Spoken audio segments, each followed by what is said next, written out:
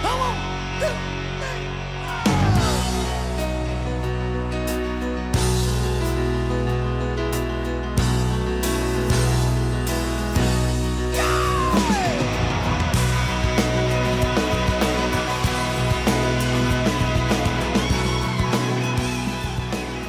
Well, good morning. Welcome back to the Broadcast Retirement Network. I'm Jeff Snyder. This is BRN AM for Thursday, March 10th, 2022. And our top story today, the pros and cons of taking dietary supplements. And joining me now to discuss this and a lot more, Sandy Hindi is a registered dietitian and nutritionist with Nutrition HealthWorks. Sandy, thanks so much for joining us on the program this morning. Yes, of course. Good morning. I'm happy to be here. Yeah, it's great to see you. And look, Sandy, we're going to talk about supplements, at least in our first segment. And you can't go a minute, 30 seconds on a TV commercial without seeing something about dietary supplements.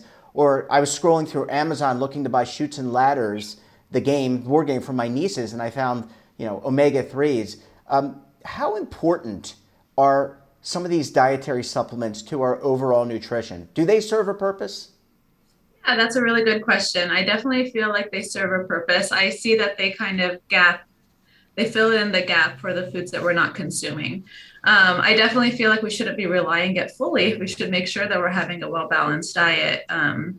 We're eating our fruits and vegetables, getting in the necessary protein, with getting our B vitamins in.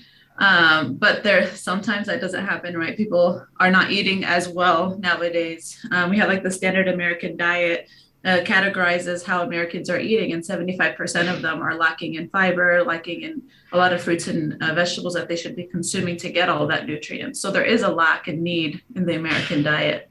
Yeah, I was going to say, I completely agree.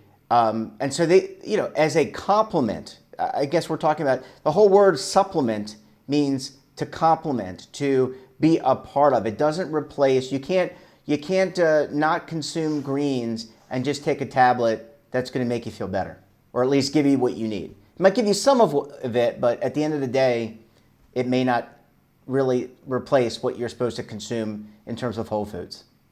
100%. Yeah. So I definitely don't want people to ever think that they can eat fast food all the time, but then take this multivitamin and feel like they're doing really good for their body. There's definitely a lot of side effects to that. So we wanted to make sure that they're having a well-balanced diet, they're able to eat, but then having, like we said, just filling in those gaps of maybe not eating the most nutritious. We talked about last time how like our food today is not as nutritious, even our fruits and vegetables, because our soil doesn't have the nutrients that it did like years ago. We talked about the travel time, like when we pick the produce, there's that travel time that they have that makes it lose that nutrients too. So when we look at supplements, we look at it as just like as an addition, to those things, because we are missing it. And there's periods of time where people need it. So if a woman who's pregnant, she's going to need her prenatal vitamins to make sure that she's getting her folate and getting her B vitamins in order to prevent any side effects for the fetus, so there's those needs. There's people with dietary restrictions. So if they can't have, if they're vegan, not getting the meats that have a lot of the B vitamins, so they're needing the supplements for that in some way. So there's people that definitely have those needs for it. So then they should be consuming those multivitamins or other ones. Yeah, and these supplements, a lot of these supplements are not reviewed and evaluated by the Food and Drug Administration. You really need to be cautious. I mean, the ads are ads. This is a lot of it's marketing. You don't want to walk away with really expensive urine, and you don't want to walk away. I'm being crass, but hey, it's a Thursday. Yeah. You don't want to walk away with expensive urine, nor do you want to have a hit to your pocket, and you don't want toxicity. You don't want to do something so that you get to toxic levels either. So you got to be cautious. Yeah, definitely. Not all supplements are equal. I will definitely say that. So definitely doing your research, making sure you're getting the best valuable kinds of vitamins. And you kind of mentioned toxicity levels. So that typically happens with fat soluble vitamins. So like vitamin D, E, K, and A. So those are usually stored in our fat stores. So because they are being stored in our body, if we take too much of it, we can risk having toxic levels. Our B vitamins and C are usually water soluble, so we pee it out. We'll have expensive urine then because if we have too much of it, we're just gonna expel it in some way. So definitely being cautious of how much you're taking, not thinking that, oh, if I take like 3 tablets of this vitamin D, that's 2,000 milligrams, is going to benefit me right now because it's good for me, but in reality, it's like, no, we should take the serving size. If it's saying take 1 tablet a day, let's try to do that. And mostly during this time of COVID, right? Everybody is just trying to make sure they have a good immunity. So vitamin D is definitely something that I always recommend people to take daily. Vitamin C and zinc definitely are good like immune boosters, just to make sure that they have their immune strengthened. Yep. And as you said at the top of the segment, nothing replaces whole food. And as you said in our previous interview, you can get a lot of these fruits and vegetables from the frozen food section. You don't necessarily have to buy them in the fresh food section as well. Sandy, I want to take a very quick break. When we come back, we'll talk about how your nutritional needs and dietary needs change as we age. You're going to want to stay tuned right here on BRN AM.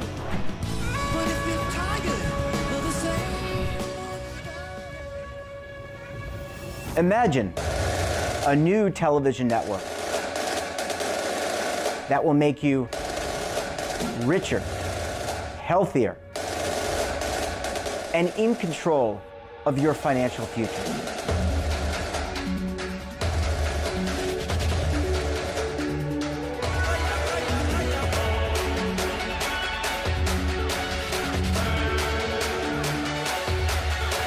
This network is for the policewoman in Nashville, Tennessee, the baker in Dubuque, Iowa, the teacher in Lexington, Kentucky. We want to make the idea of savings and retirement culturally relevant. But what do you see as a defining issue of the midterms, especially for the smaller businesses? I mean, they are the lifeblood of the American economy.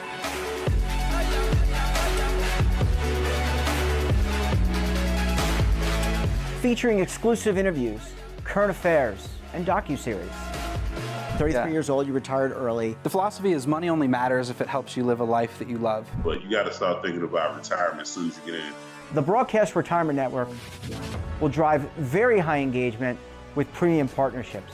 So this isn't retirement and savings for your parents or grandparents. This is for all Americans. And we're going to change the way you think about money.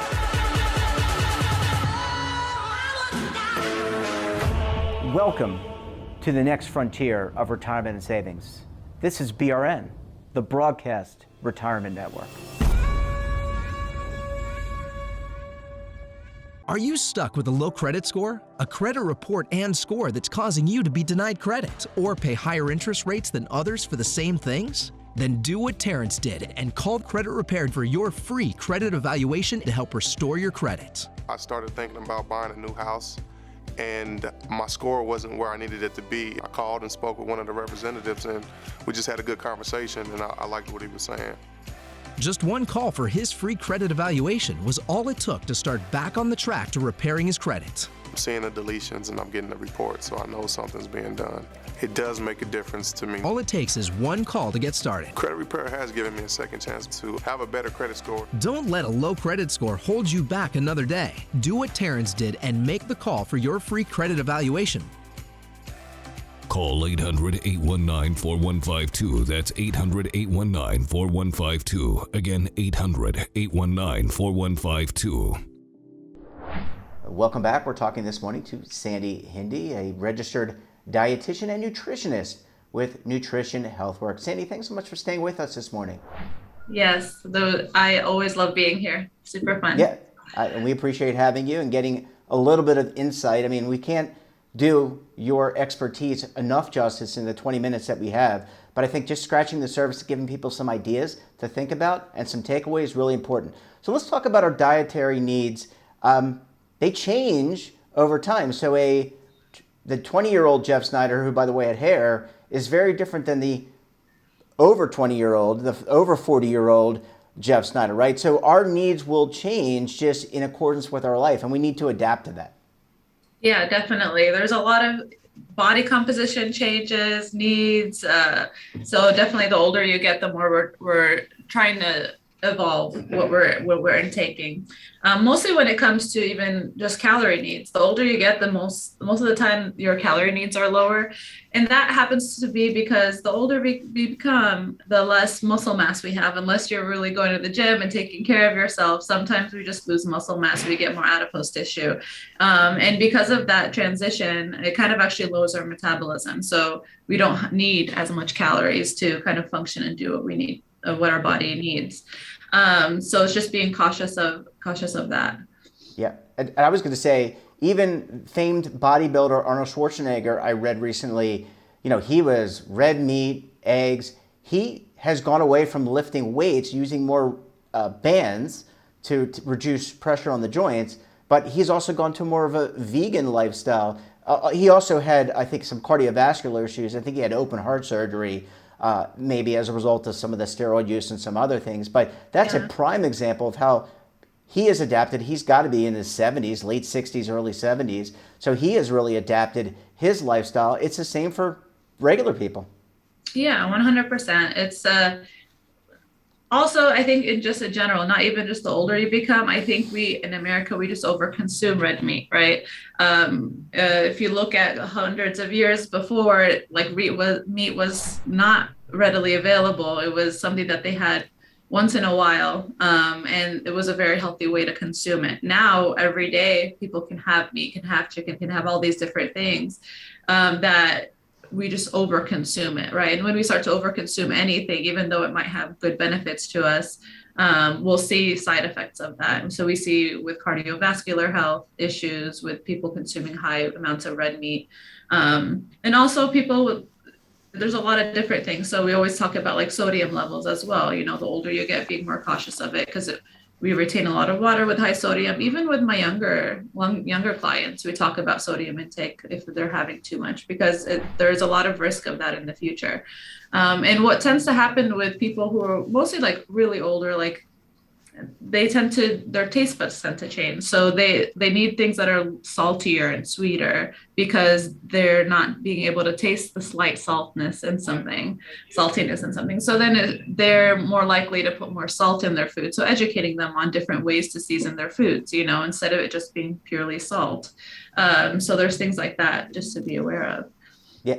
And I was going to say, I think you just need to be an active participant in your life in so many ways, not only in your finances, but also your life, going to the doctor, exercising, maybe cooking your own food from time to time. That's really important, because when you cook your own food, Sandy, you actually know what you throw in there.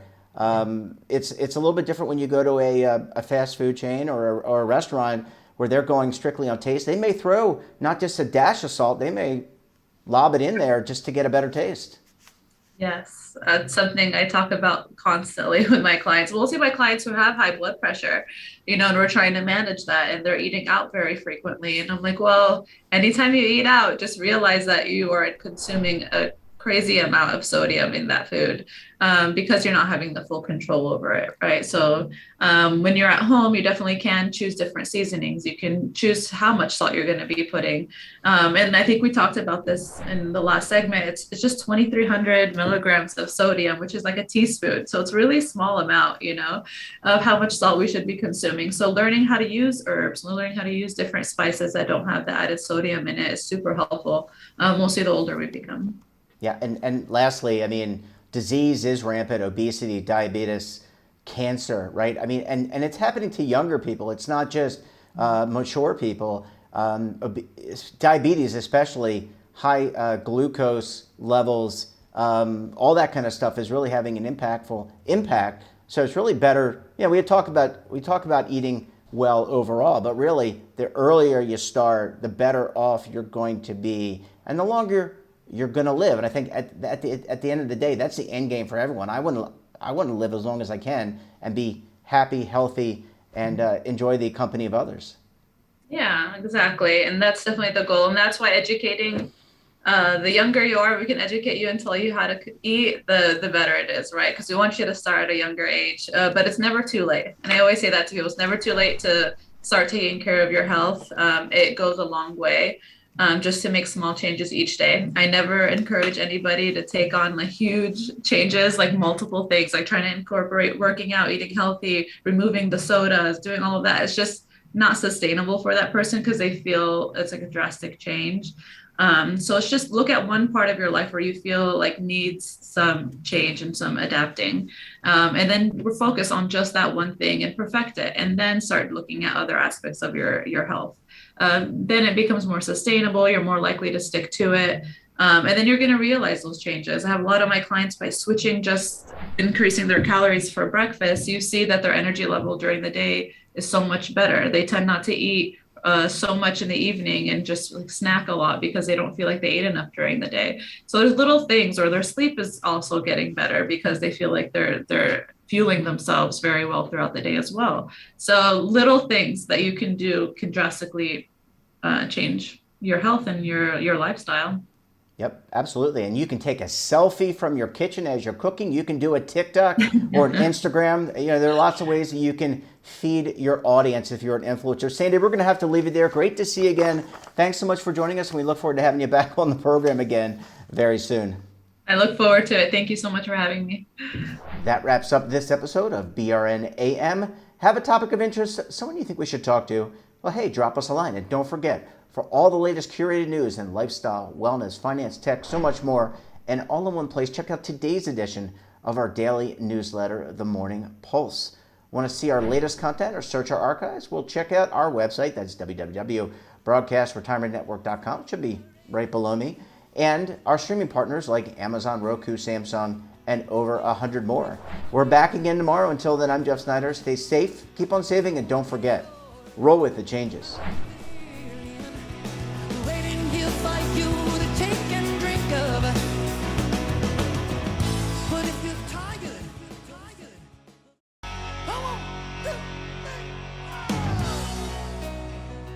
Now is your opportunity to co-create content around any topic on the first lifestyle and wellness network. Reach a global audience through our platform and co-own exclusive branded content.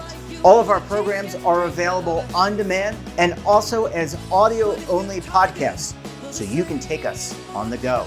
Broadcast Retirement Network, available anytime, anywhere, and on any device. Are you being audited, and do you owe the IRS $10,000 or more in back taxes? Is the IRS threatening to take more of your money? Don't fight the IRS alone. The Tax Doctor is here to help you negotiate your tax bill and reduce your stress. The IRS can freeze your assets and seize your bank accounts, but you can stop these IRS actions. The Tax Doctor will work with you using our years of experience to represent your case to help you get the best resolution under the IRS guidelines. Help is here to deal with the IRS to reduce your stress. We've handled thousands of cases, so we know what we're doing. If you owe $10,000 or more in back taxes, do not call the IRS alone. Call a Tax Doctor now for a tax emergency analysis. Call 800-224-6439.